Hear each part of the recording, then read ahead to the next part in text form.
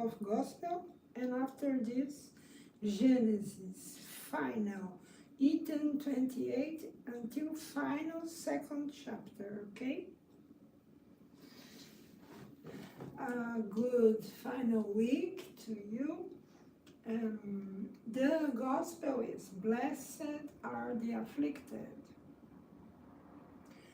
Blessed are they who weep, for they shall be comforted. Blessed are they who hunger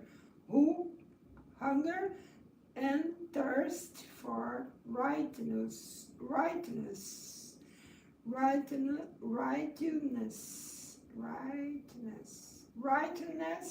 for they shall be filled.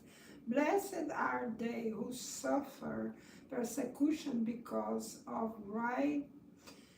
righteousness, for the kingdom of heaven is theirs.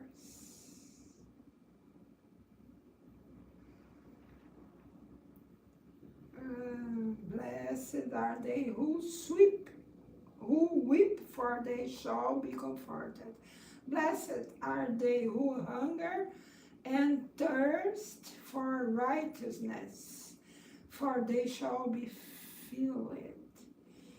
Blessed are they who suffer persecution because of righteousness, for the kingdom of the heaven is theirs. Matthew chapter 5, versicle 4, 6, and 10. Chapter 5. You're blessed, you who are poor, for the kingdom of heaven is yours. You are blessed, you who are poor, for the kingdom of heaven is yours. You are blessed, you who now hunger, for you shall be filled. You are fortunate, you who now weep, for you shall laugh. Luke chapter 6, verse 20 and 21. But woe to you who are rich, for you have your consolation in this world. Woe to you who are filled, for you shall be hungry. Woe to you who now laugh, for you shall be reduced to mourning and tears. Luke 6, verse 24 and 25. The justice of afflictions, the compensations. Don't believe in it. The compensations that Jesus promised to the afflicted of the earth cannot occur except in the future life. Without certainty about the future, these maxims would be nonsense. Even more, they would be a falsehood. But even with this certainty, it's difficult to understand the usefulness of suffering in order to be happy. It's said that it's in order to have greater merit. But then one must ask, why do some suffer more than others? Why are some born into poverty and others into opulence? I was making these questions when I was endowed with Christianity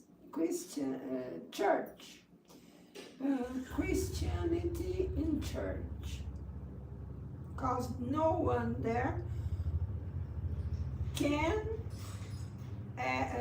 answer my questions. It's said that is in order to have greater merit, but then one must ask, why do some suffer more than others? Why are some born into poverty and others into opulence?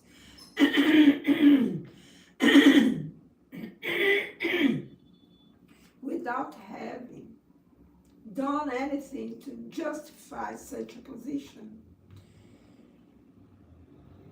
Why are some born in poverty and others into opulence without having done anything to justify such a position?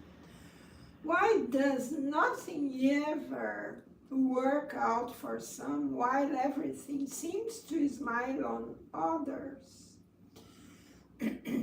But what is even harder to grasp is seeing benefits and misfortunes so equally divided between vice and virtue.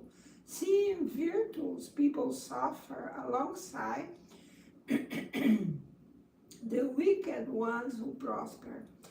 Fate in the future might offer consolation and lead to perchance, but it does not explain these anomalies which appear to belly God's justice.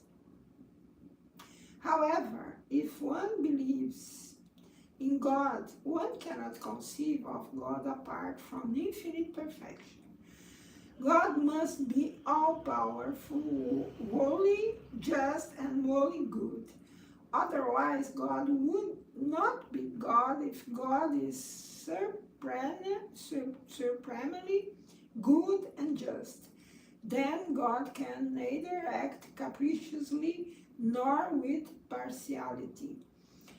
Therefore, the vicissitudes of life have a cause, and since God is just, that cause must also be just.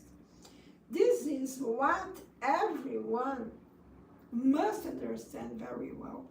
By means of Jesus' teachings, God has placed humans on the path toward that cause, and today having deemed them sufficiently mature to understand it, God has revealed it entirely through Spiritism, through the voice of the spirits. Current causes of afflictions. All people want to know this.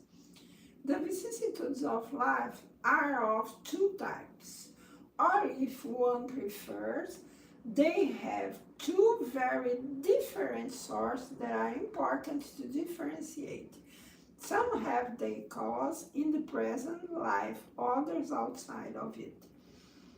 On searching for the search of earthly misfortunes, it will be realized that many are the natural consequence of the character and behavior of those who bear them. How many fail due to their own fault? How many are the victims of their own imprudence, pride, and ambition? How many ruin themselves for lack of discipline or perseverance, for wrong conduct, or for not having limited their desires? How many unfortunate how many unfortunate marriages there are because they result from calculated self-interest or vanity, and because the heart has played no part? How many disagreements and disastrous quarrels could have been avoided with more moderation and less susceptibility? How many ills and infirmities are the consequence of intemperance and excess of all kinds? How many parents are unhappy with their children because they did not combat their bad inclinations right from the start?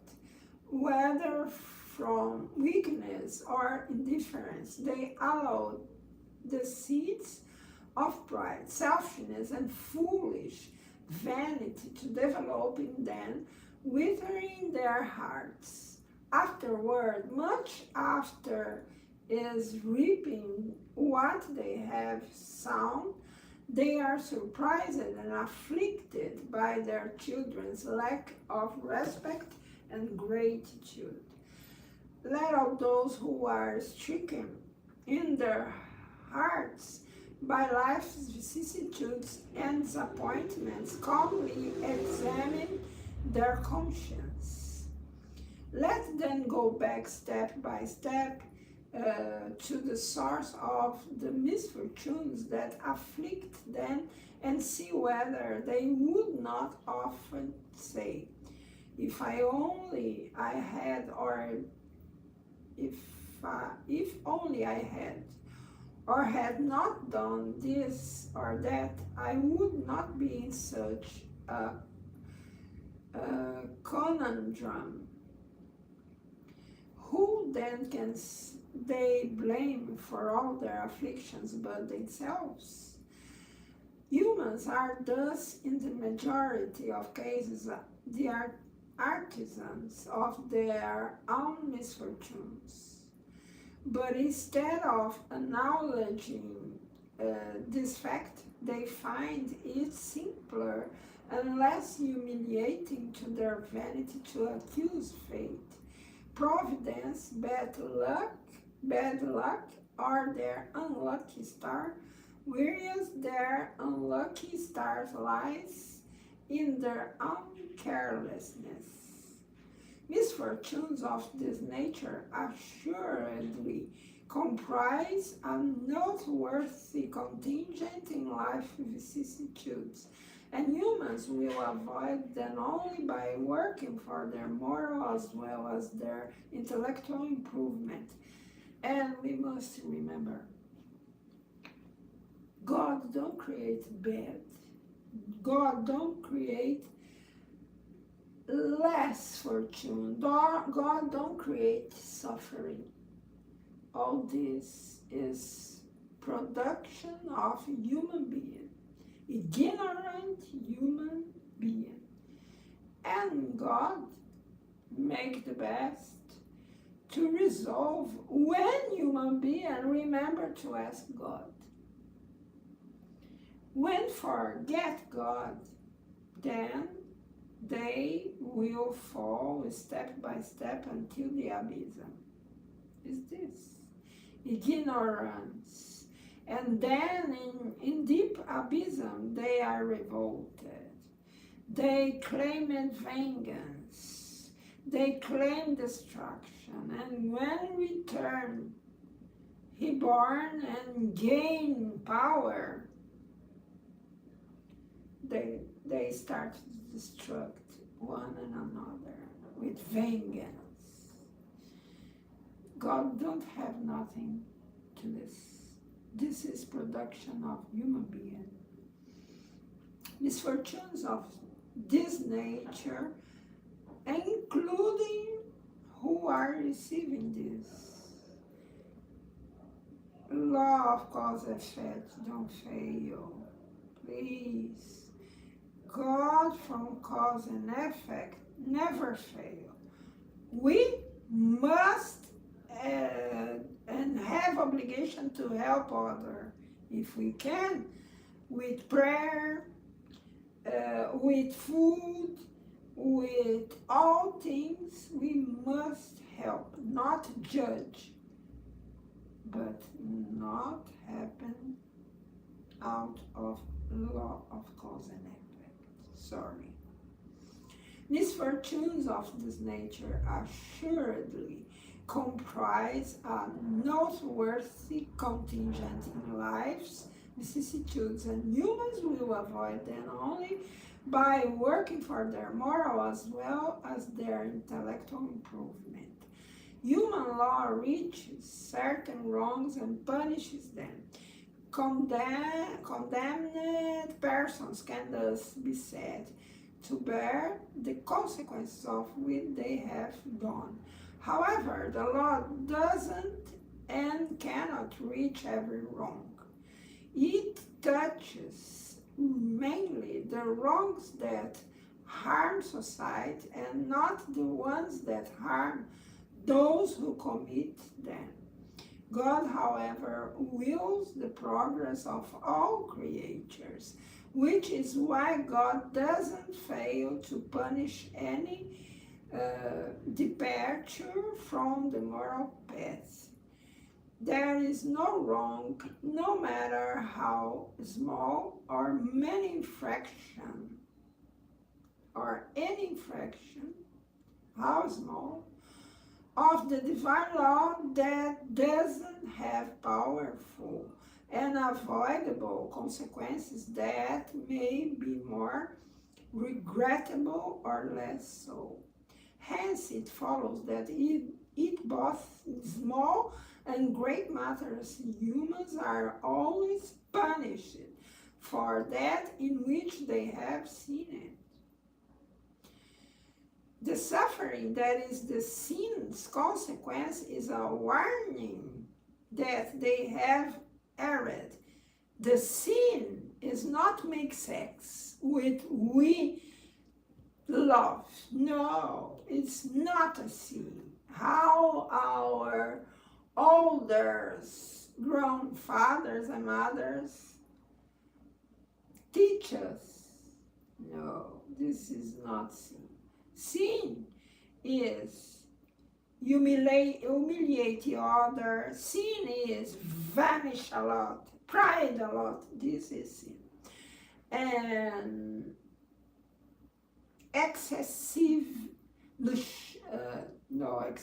luxurious is sin. Make sex with other finalities, not for love, is a sin. Make sex by sex is a sin. Okay, but sex with who you love, never will sin. Sorry. The suffering that is the sin's consequence is a warning that they have erred. Pay attention. Here, they not said, make sex is a sin. They don't say this. They don't say this. Because people, fanatic people, have a strange way to transform how beautiful is this act in a thing so ugly how they had in mind, in his mind, not in sex. Sex per se is not a sin, but a bad mind is a sin. A mind that sees horrors in all places is a sin.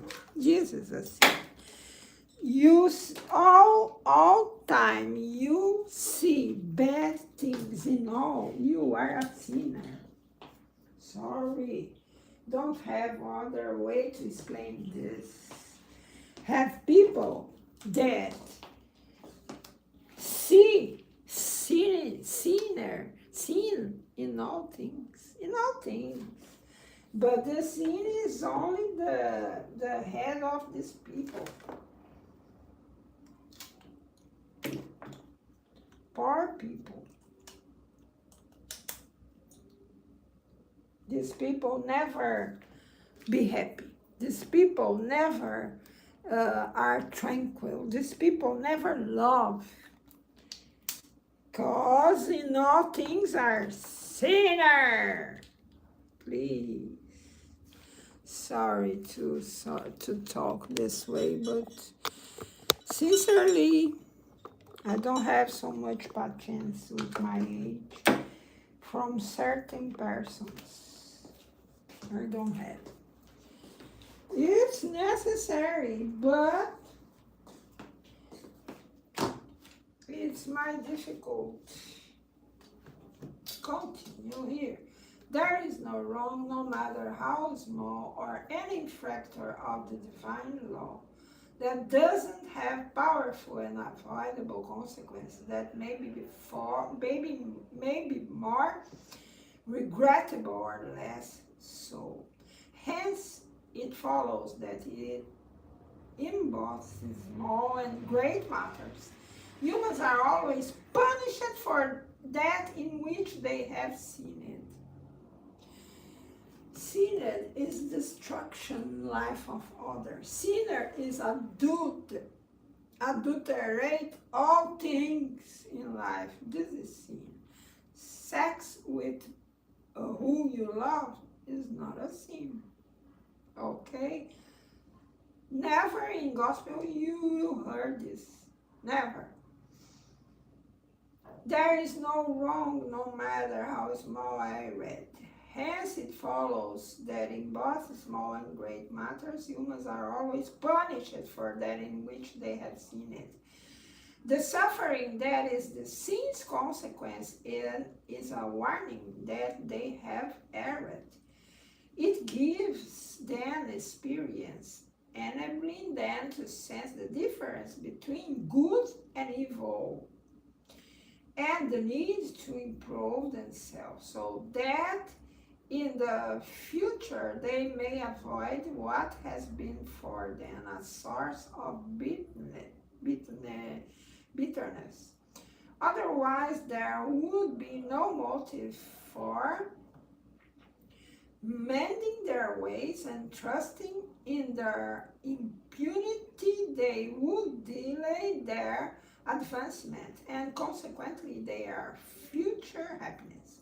Experience, however, sometimes arrives a bit late after life has already been wasted and trouble after strength has already been spent and after evil no longer has a remedy. Then the person will say, if only at the beginning of my life I had known what I know today, how many wrongs I would have avoided. If I had it to do all over, if I had it to do all over again, I would do everything differently. But there is no more time left. Like the lazy worker who says, I have wasted my day. He or she likewise says, I have wasted my life. Nonetheless, just as the sun rises the next day for the worker, and a new day begins to allow him or her to make up for lost time, so also after the night of the grave, the sun will shine with a new life, making it possible to take advantage of the experiences of the past and make good resolutions for the future. Sincerely, this is to a killer, to a monster, to a psychopath, less all life making destruction, but a normal person that have a vice from cigarettes, drugs, alcohol, ever have time to stop now. Think I will make this another life. Think this way to see what hope you in other life, out of this body, is a agony that don't have size. Then stop now.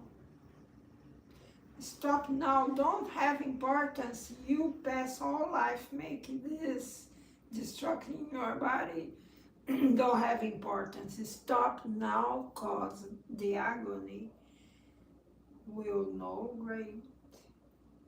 It depends how you will make to stop and what you will put in place of the addiction.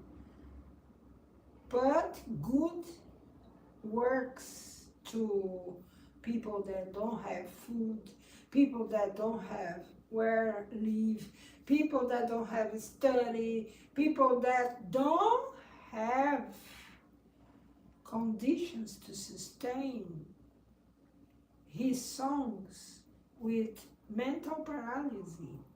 See how much you can make stopping addiction and start to help people.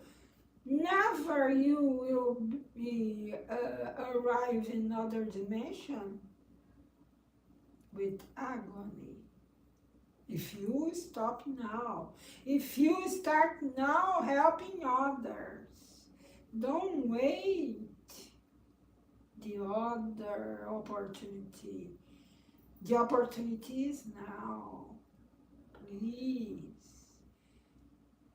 Only if you are that will have a aspiration only to see this, but make this.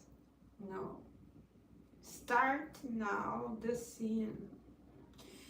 Stop now the sin. Stop now the addiction. To don't pass so bad in other dimension. Pay attention.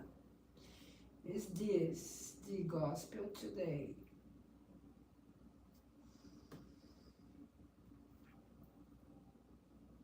I think only in case this, I said, a killer, a psychopath, a serious that pass all his time killing,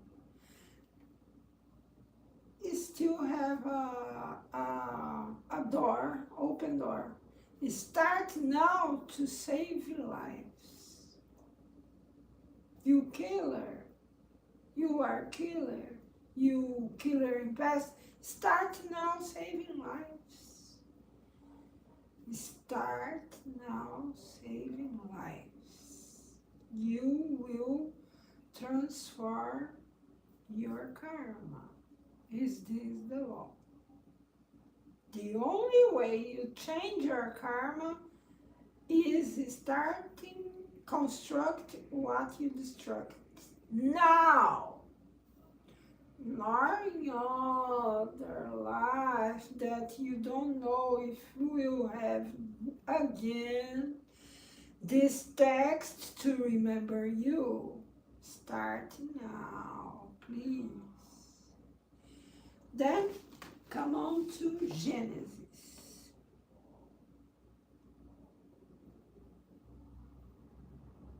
Don't compare with other. Oh, he passed all life constructing. All people are making this, all time constructing. All people. It's a bit that passed his life. Losing time with drugs, losing time with addiction. It's not all people that make this, no. Then, only stop to compare you with other life. Start now, stop. Stop addiction, construct now. Go saving lives. Go construct other lives. In first you will feel inside you peace. It's the first thing you will receive, peace.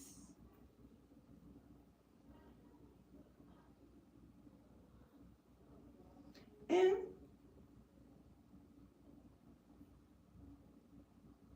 let me see the Genesis. Genesis iten 28 until the final of this chapter. We comprehend the effect, and that is already much from the effect. We work back on the cause and judge its greatness by the greatness of the effect. about existence of God, and God are in all places, in all. We are inside God. It's a point. We comprehend the effect, and that is already much. From the effect, we work back to the cause and judge its greatness of its greatness by the greatness of the effect. However, its inner essence escapes us, as does that of the cause of a huge member of phenomena. We are familiar with the effects of electricity, heat, light, and gravity. How the image formed in a TV. Do you know? Explain exactly? I don't know. Then is this. We are familiar with the effects of electricity, heat, light, and gravity, and we can calculate them. However, we are ignorant of the inner nature of the principle that produces them. So it's any more rational to deny the divine principle because we don't understand it, don't have sense in it. Don't believe in TV is a work of demon. Is this? No, we accept. Still, we can explain how function this. All things in the world make this. Nothing prevents us from believing that the principle of sovereign and intelligence has a center of action, a main focal point that radiates outward, continuously flooding the universe with its emanations, in the same way as the sun with its light. But where is this focal point? That is what we cannot say. It's probable that is not fixed at one point any more than in its actions, and that it travels the regions of space unbound. If simply spirits have the gift of ambiguity, this faculty must be unlimited in God. Since God fills the universe, one could further believe as a hypothesis that this focal point doesn't have to move about at all, and that is formed at every point where the sovereign will deems it appropriate for it to occur. Thus, one could say that is everywhere and nowhere in particular. Before this impenetrable question, our reason must be humbled. God exists, this we not doubt. God is infinitely just and good. That is God's essence. God's solicitude extends to everything. This we understand. Thus, God can desire only our good, and that is why we must trust God. This is essential.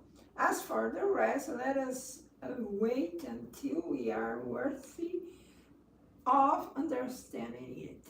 Pay attention. If you don't saw the last life, you don't will understand this. Okay? Seeing God. Since God is everywhere, why can we not see God? We will see God when we leave earth behind. Such are the questions that are asked every day. The first is easy to answer. If God is everywhere, why can we not see God? The answer: our physical organs have limited perception, is obviously the truth. Our physical organs have limited perceptions that render them incapable of seeing certain things, even material ones. Thus, it is that certain fluids completely escape both our sight and our scientific instruments. Nevertheless, we don't doubt their existence.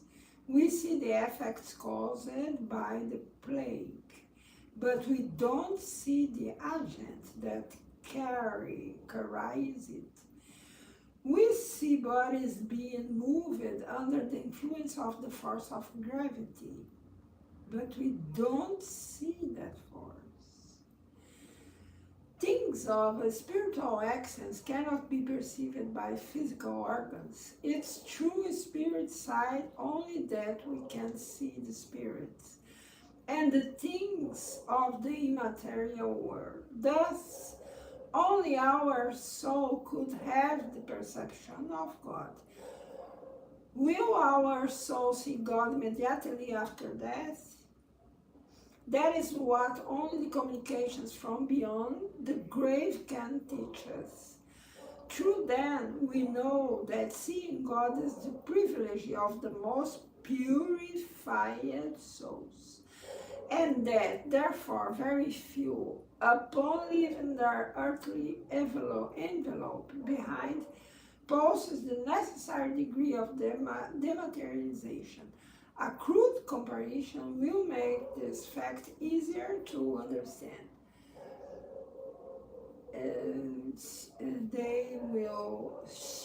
He will say the fact. Someone in the depths of a valley, immersed in a thick fog and cannot see the sun. Nevertheless, because of the diffused light, he infers the presence of the sun. If he begins to ascend a mountain, then as he ascends, the fog begins to clear and the light becomes brighter, but he still cannot see the sun. It's only after climbing above the haze and finding himself in perfectly clear air that he sees the sun in all its splendor. The same applies to the soul. Although invisible and intangible to us, the perispiritual envelope is for the soul truly material and still too dense for certain perceptions.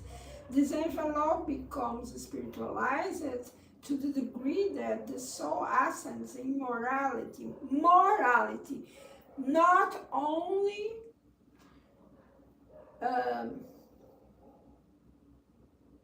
intellectuality, not with material, don't live the life, not only with informations. You can be a spirit with a million of informations, but if your morality is down, you are so far to see the Creator, because your soul are closest to this, materialized a lot. The same applies to the soul. Although invisible and tangible to us, the spiritual envelope is for the soul truly material and is still too dense for certain perceptions. This envelope becomes spiritualized to the degree that the soul ascends in morality. How to don't make bad to my brother, my neighbor, how to love me first, and love God of all things, and how to don't make bad to my neighbor, who are in government, but money here. Oh, no one are seeing. They don't can prove. Come on. God is seeing people in misery, and you get this money that other and put in your clothes. What is this? Where are the morality? Where are the integrity? Where are the suffer to other in misery? Don't have this cause. Intellectually are tapping all possible to the soul feeling this to the other. Don't have morality, don't have sensibility, don't will see other things, only material things, including when go to the other dimension. Is a hell. This envelope becomes spiritualized to the degree that the soul ascends in morality. Morality. The imperfections of the soul are like layers of haze that obscure its sights. The imperfection of the soul are like layers of haze that obscure its sight. Each imperfection that it removes in one last stain, but it's only after it's completely purified that it enjoys the fullness of its faculties. Since God is divine essence par excellence, God can be perceived in all God's glory only by spirits who have reached the highest degree of dematerialization. If imperfect spirits cannot see God, imperfect spirits, if cannot see God, is not because they are any farther away from God than are the others. Like all the beings of nature, they are immersed in divine fluid. All of us are immersed in the divine fluid.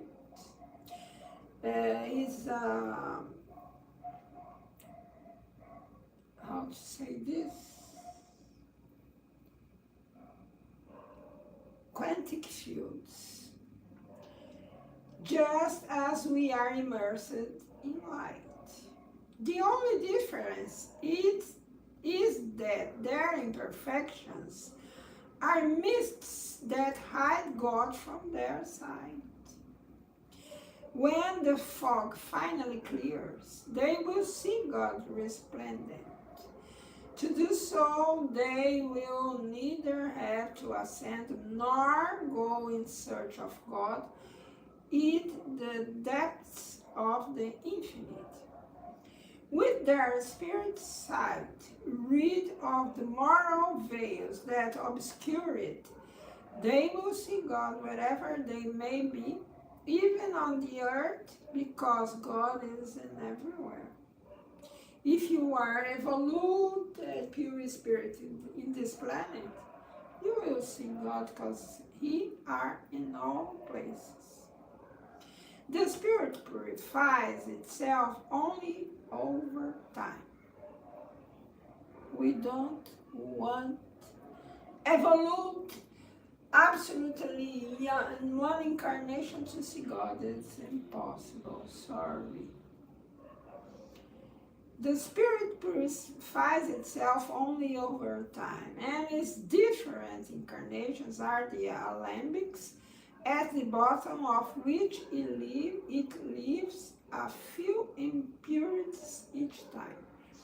Upon leaving its corporeal envelope, it does not instantly rid itself of its imperfections, nor stop to eat meat, nor stop to addiction.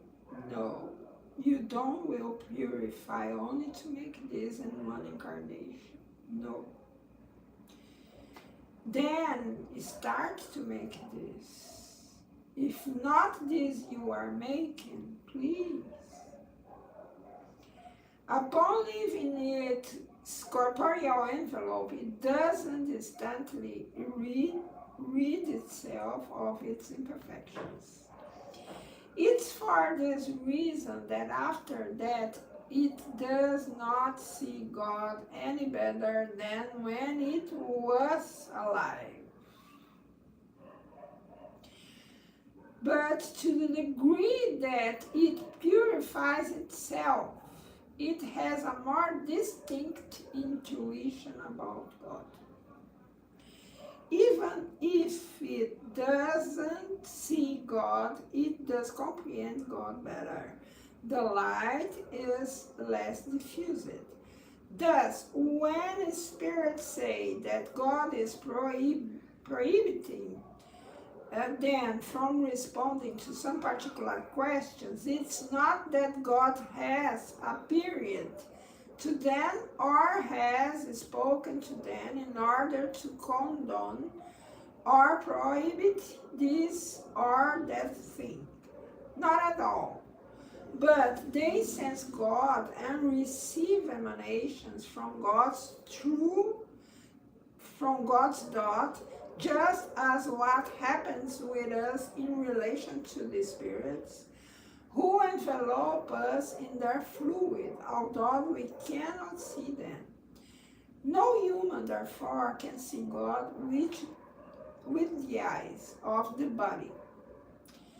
If such a favor were granted to a few, it would be only in the state of ecstasy, when the soul is so disengaged from the bonds of matter that seeing God would be possible while incarnated.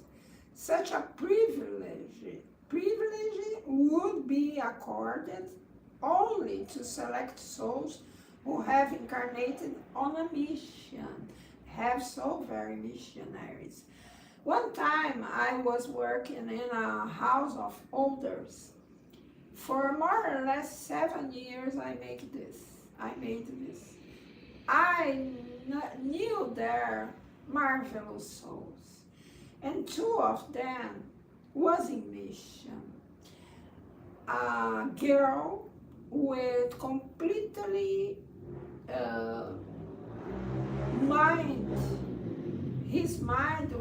her mind was paralyzed, but she understanding people's, but his body was so deformed. But she ever we feel she happy, she singing, she is smiling with all those problems and parents that abandon it there. A beautiful soul. All people like it so much, this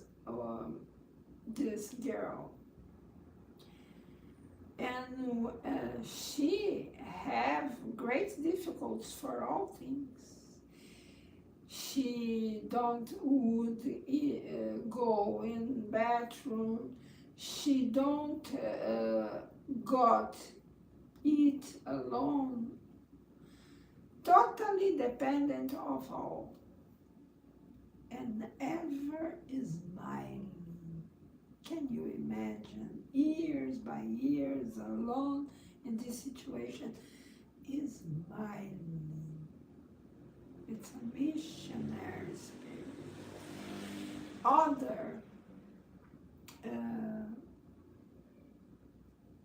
was a nigger fall down and broke this part, back part of the body. Nevermore she go out of the bed. I knew this woman. I try to remember the name of her. I saw he stand up and I saw she stand up, and now I saw she in a bed. For 7 years I worked there. She was in Tiana. She was in bed. Do you know what she made? Singing his music from his childhood and playing pandeiro, an instrument where we play samba. Pandeiro, a little tambour, a little drum. It was this Tiana made all time. Playing and singing is a missionary spirit to develop around her, and other develop the spirit of her family that abandoned her there in this place alone. I learned a lot of all of them spirits. So much then are revolted there, with familiars that abandoned there. But the great majority of people there, no, they choose to finish his life there. And all them that choose this have a clean conscience, a good heart. And these two that I remember was a missionary spirit, of course. You recognize a missionary spirit when this spirit don't claim it against God, never. Don't make vengeance, never. Don't feel bad with God, never. And are ever still in suffer, ever smiling, ever happy, ever learn. This is a missionary spirit. This is a missionary spirit. They come to this planet to make others learn it. Is this a missionary spirit? This spirit maybe have evolution to see God, but still don't have this. It's better we know all these things that pass the life in illusion without evolve. This say to us where we are in our evolution to we continue walk here. Because with illusion we will stop and never will go out from this suffering. Is this? No human, therefore, can see God with the eyes of the body. Such a privilege would be to see God in this planet, accorded only to select souls. These souls that I said, who have or similar, who had incarnated on a mission and not for expiation. Expiation, who is people jump against God People don't believe in God. People are revolted. People disturbed. All his family, these people, all society use drugs to anesthesia his body, addiction to anesthesia his body. I made this 3 years. Revolted with my mother. I have my reasons, but I perceive it. For what I will destroy my body. And you think, oh, more than 20 years, 30 years I smoke. Now you will stop. What's the problem? Go to the doctor and ask vitamins, ask support to make this. Okay? But start to make this. No human, therefore, can see God with the eyes. Such a privilege would be accorded only a select souls who have incarnated on a mission and not for expiation. Revolted is expiation. But since the spirits of the higher's order shine in dazzling brilliance, it could be that less evolved spirits, incarnate or discarnate, impacted by the splendor that surrounds them, have believed they have actually seen God. It's similar to a minister sometimes being taken for his or their or her sovereign.